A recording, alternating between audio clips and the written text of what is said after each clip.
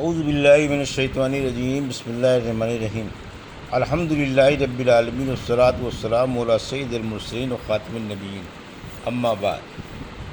صحیح بخاری باب کتاب المغازی، حدیث نمبر 4066، اردو ترجمہ۔ اللہ تعالیٰ کا فرمان، بے شک تم میں سے جو لوگ اس دن واپس لوٹ گئے جس دن کی دونوں جماعتیں آپس میں مقابل ہوئی تھیں، تو یہ تو بس اس سبب سے ہوا کہ شیطان نے انہیں ان کے بعض کاموں کی وجہ سے بہکا دیا تھا، اور بے شک اللہ انہیں معاف کر چکا ہے۔ یقیناً اللہ بڑا مغفرت والا، بڑا حلم والا ہے۔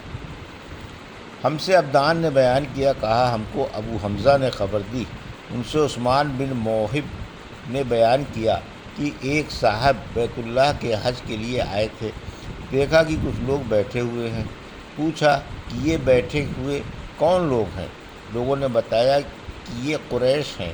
پوچھا کہ یہ بیٹھے ہوئے کون لوگ ہیں؟ لوگوں نے بتایا یہ قریش ہیں۔ پوچھا کہ ان میں شیخ کون ہے؟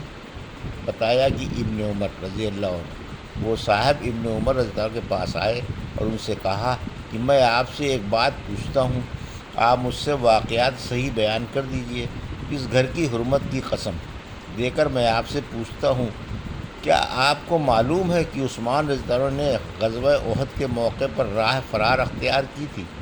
انہوں نے کہا کہ ہاں، صحیح ہے۔ انہوں نے پوچھا، اب آپ کو یہ بھی معلوم ہے کہ عثمان رضی اللہ عنہ بدر کی لڑائی میں شریک نہیں تھے؟ کہا کہ ہاں، یہ بھی ہوا تھا۔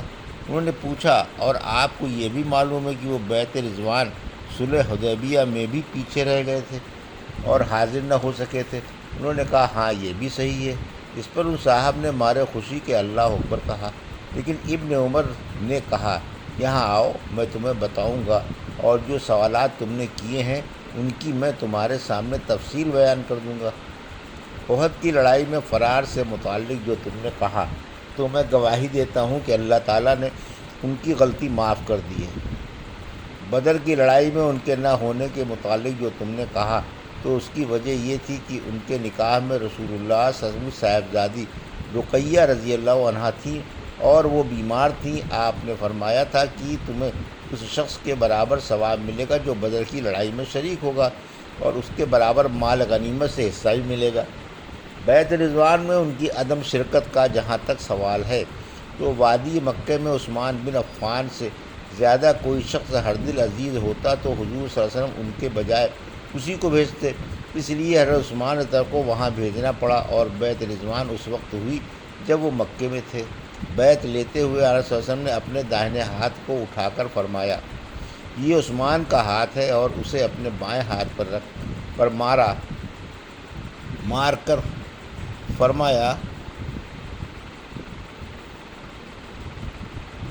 کہ یہ بیعت عثمان رضی اللہ عنہ کی طرف سے ہے، اب جا سکتے ہو، البتہ میری باتوں کو یاد رکھنا۔ حدیث نمبر 4067، اردو ترجمہ۔ اللہ تعالیٰ کا فرمان، وہ وقت یاد کرو جب تم چڑھے جا رہے تھے اور پیچھے مڑ کر بھی کسی کو نہ دیکھتے تھے، اور رسول تم کو پکار رہے تھے تمہارے پیچھے سے، سو اللہ نے تمہیں غم دیا غم کی پاداش میں، تاکہ تم رنجیدہ نہ ہو اس چیز پر جو تمہارے ہاتھ سے نکل گئی، اور نہ اس مصیبت سے جو تم پر اتری، اور اللہ تعالیٰ تمہارے کاموں سے خبردار ہے۔ مجھ سے عمرو بن خالد نے بیان کیا، کہا ہم سے زہیر نے بیان کیا، کہا ہم سے ابو اسحاق نے بیان کیا، کہا کہ میں نے حضرت برا بن عازب رضی اللہ عنہ سے سنا، انہوں نے بیان کیا کہ غزوہ احد کے موقع پر رسول کریم صلی اللہ علیہ وسلم نے تیر اندازوں کے پیدل دستے کا امیر عبداللہ بن جبیر کو بنایا تھا، لیکن وہ لوگ شکست خوردہ ہو کر آئے۔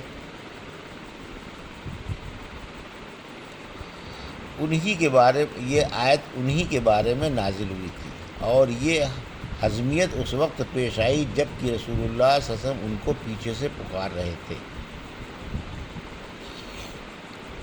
حدیث نمبر 4068، اللہ تعالیٰ کا فرمان، پھر اس نے اس غم کے بعد تمہارے اوپر راحت یعنی غنودگی نازل کی، کہ اس کام تم میں سے ایک جماعت پر غلبہ ہو رہا تھا، اور ایک جماعت وہ تھی کہ اسے اپنی جانوں کی پڑی ہوئی تھی۔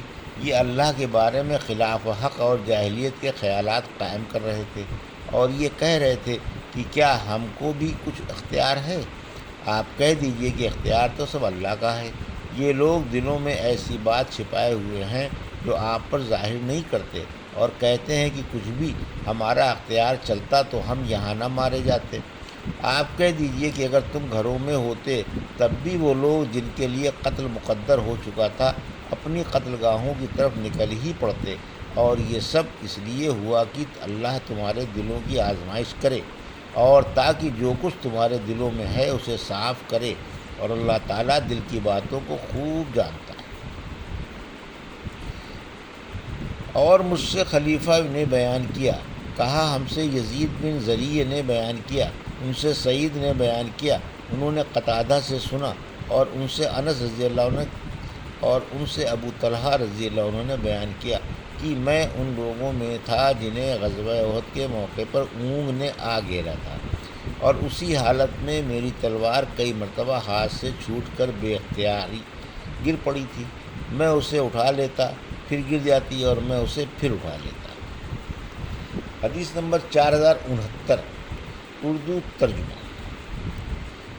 اللہ تعالیٰ کا فرمان، آپ کو اس امر میں کوئی اختیار نہیں، اللہ خواہ ان کی توبہ قبول کرے یا انہیں عذاب کرے، پس بے شک وہ ظالم ہے۔ حمید اور ثابت بنانی نے حضرت انس رضی اللہ عنہ سے بیان کیا کہ غزوہ احد کے موقع پر نبی کریم صلی اللہ علیہ وسلم کے سر مبارک میں زخم آ گئے تھے، تو آپ صلی اللہ علیہ وسلم نے فرمایا کہ وہ قوم کیسے فلاح پائے گی جس نے اپنے نبی کو زخمی کر دیا۔ اس پر آیت لیس لک من امر شیء نازل ہوئی۔ ہم سے یحییٰ بن عبداللہ سلمی نے بیان کیا، کہا ہم کو عبداللہ نے خبر دی، کہا ہم کو معمر نے خبر دی، انہیں زہری نے، انہیں سالم نے اپنے والد عبداللہ بن عمر رضی اللہ عنہ سے کہ انہوں نے رسول اللہ صلی اللہ علیہ وسلم سے سنا کہ جب آپ صلی اللہ علیہ وسلم فجر کی آخری رکعت کے رکوع سے سر مبارک اٹھاتے تو یہ دعا کرتے، اے فلاں فلاں اور فلاں، یعنی صفوان بن امیہ، سہیل بن عمرو اور حارث بن حشام کو اپنی رحمت سے دور کر دے۔ یہ دعا آپ سمیع اللہ لمن حمدہ ربنا لک الحمد کے بعد کرتے تھے۔ اس پر اللہ تعالیٰ نے آیت لیس لک من امر شیء سے فإنہم ظالمون آل عمران آیت 128 تک نازل کی۔